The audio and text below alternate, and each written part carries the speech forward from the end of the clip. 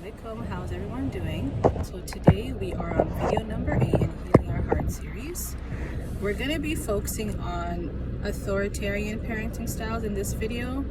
So an authoritarian parent is someone who is very high and strict and rules, and they want obedience from their kids, and they're very low on emotional connection, emotional support. So there's no connection, but very high in strictness and rules.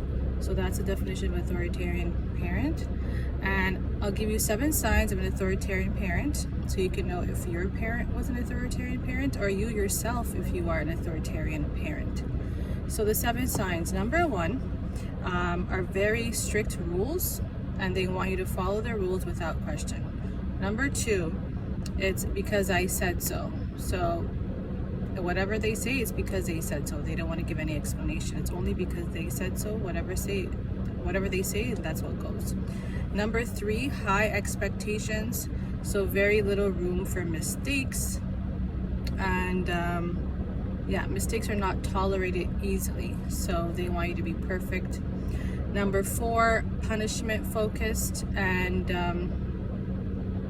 they focus more on what you did wrong than what you did right. Number 5, little or no emotional support. So feelings are ignored. They don't ask you how you feel or what your opinion is, or basically what you think about a situation. It doesn't matter.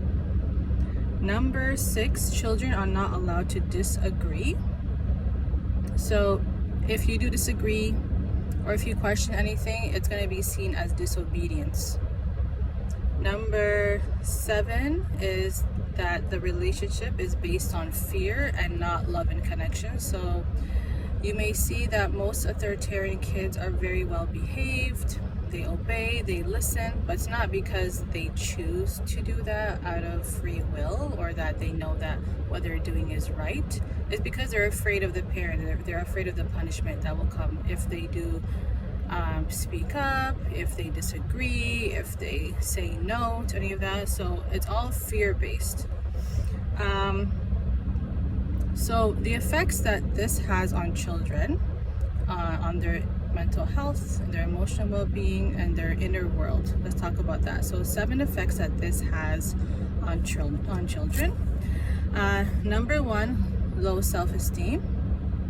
Number 2, fear of making mistakes. Number 3, difficulty expressing feelings, emotions, opinions. Number 4 is anxiety and stress and other mental health issues. Number 5 is people pleasing, because they know the only way that they will get, the only way they think that their parent will be happy with them is by obeying and just doing what they say. So they learn people pleasing. Number 6 is difficulty making decisions, having their own opinions, not sure what to do because their whole life they've been told what to do and just following orders. So they didn't learn to use their own opinions, to use their own brain. And number 7 is weak parent connection. So these children learn to obey out of fear, but they struggle with confidence, they struggle with emotional expression, they struggle with feeling emotionally safe. So those 7 symptoms in childhood will continue on into adulthood, most likely, unless there was some kind of change or intervention or they had some kind of support. So those 7 things usually continue on into adulthood. So how those 7 symptoms will show up in adulthood. Number 1 is low self-worth and self-doubt. Always doubting yourself, not really sure if what you're thinking is right. You're always second guessing, and you don't trust yourself. You have no confidence in your own opinions. Number 2, perfectionism and fear of failure. Number 3, difficulty communicating emotions and needs. So these issues will basically affect all your relationships in life. So maybe you're gonna end up having marriage issues, or even as a parent, you're gonna have issues with your kids, with your co-workers, with classmates. Number 4, chronic anxiety, overthinking, burnout, stress. Because if your whole life as a kid you grew up in that environment where you felt stress, your body will continue to feel stress because you don't know how to relax, you don't know how to calm down and stay calm. Number 5, difficulty setting boundaries and saying no. Again, that goes with people pleasing. So whatever people ask you to do, it's always yes. You're afraid to say no to them because you learned that habit as a child. And number 6, indecisiveness and constantly seeking approval. You're getting your validation, your self-worth from outside, not from your inner self. And so you're always looking for that approval from others. Number 7, difficulty trusting others and forming relationships because you didn't form that healthy bond with that authoritarian parent. Is going to affect your other relationships as well. And so those are the 7 effects that it will have on you as an adult. How to heal and fix these. I'm not going to go into detail, but I'll just list 7 ways that you can fix those 7 problems. But we would have to make another video to really go into those 7 solutions. So number 1 is for the problem of low self-worth, low self-esteem, is to build self-compassion, to recognize your strengths, and to be kind to yourself. You're gonna have to basically reparent yourself and train your mind to think differently because you're in the habit of like whatever your authoritarian drilled into your brain, that's like solidified basically in there. So your goal is to change all that, to change your thoughts, because you have your parental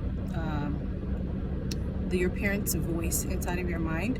And so you want to change it, you want to get rid of that and form new positive voices in your mind. So recognizing your strengths, being kind to yourself, having self-compassion. Number 2, practice making mistakes. Know that it's okay. It's not the end of the world, even though you grew up being afraid to make mistakes in front of your parent because you knew you would get in trouble. You have to learn to let go of that and practice making mistakes, embrace mistakes, and learn, and just tell yourself that it's basically a learning opportunity. If you do make mistakes, and it'll only make you a better person if you learn from those mistakes. Number 3, learn emotional awareness. Learn how to express your feelings, learn about different emotions, how to express them, learn how to release those emotions that have been bottled up inside of you.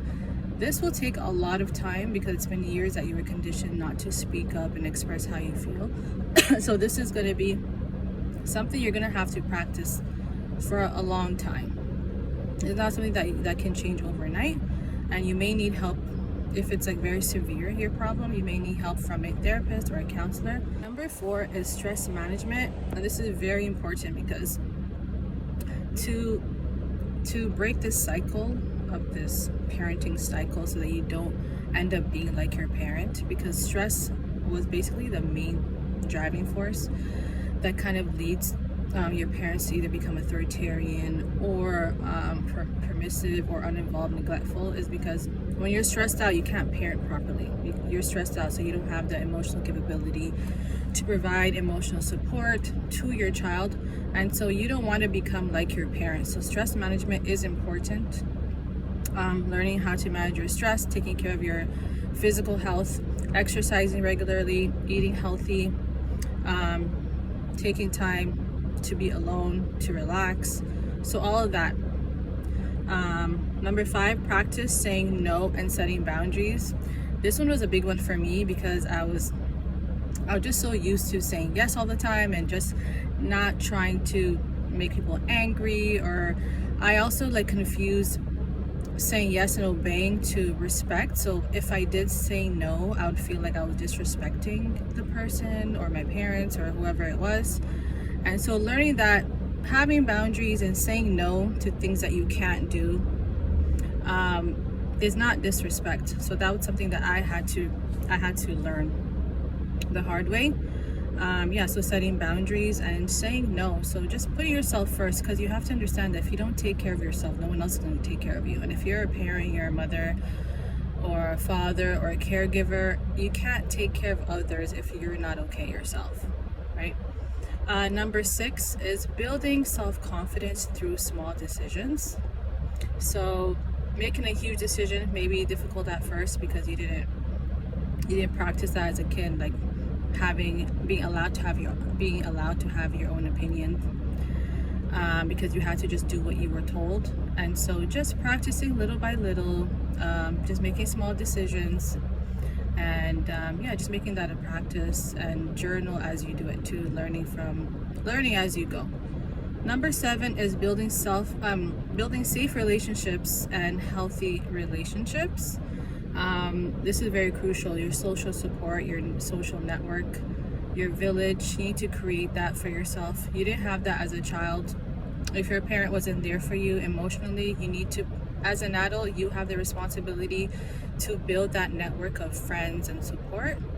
And that's huge, having a social support and social network of people who will lift you up and support you, and you also being there for them as well. And so building that community. So those are the 7 things that you can do to kind of heal and fix the issue of the effects that an authoritarian parent had on you. And if you are an authoritarian parent and you're watching this, like, it's very damaging. So be aware of what you're doing. And I guess that's the first step, of just being aware that what you're doing is wrong, and the way that you're parenting authoritarian is not okay. And even though in some cultures it's seen as normal, not like providing emotional support, and just, you know, yelling at your kid, telling them what to do, and expecting obedience all the time, know that they're their own person too. They have emotions and feelings, and it's very important that you do provide balance, setting the boundaries, being strict, but also having that connection and that warmth, and providing emotional support to your child as well. So that's the first step if you are an authoritarian parent, and just knowing what you're doing is wrong. And then you can learn if maybe it's not something that you grew up with, maybe you don't know how to provide that emotional support, but it's your responsibility to find resources in order for you to change.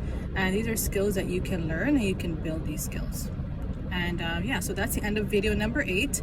In the next video, I will speak about the other parenting style, which is an uninvolved or emotionally neglectful parent. And that parent is someone who is also not emotionally available, but they also provide no boundaries. So the common denominator between the two is that they provide no emotional support. The only difference is that one is strict and the other one is not strict. So they're completely stressed out. They're out of it. They're not providing rules. They're not providing structure. They're not providing emotional support. But it doesn't mean that they're not there. They may be in the home providing in other ways, like just being there in the home, cooking the food, providing the meals, but they're not present in the home, which is, I think research shows that this kind of parent is worse than an authoritarian parent, because that other parent is at least providing the structure and the rules. But anyway, we'll go more into detail in the next video. So I'll see you guys next time. Assalamu alaikum.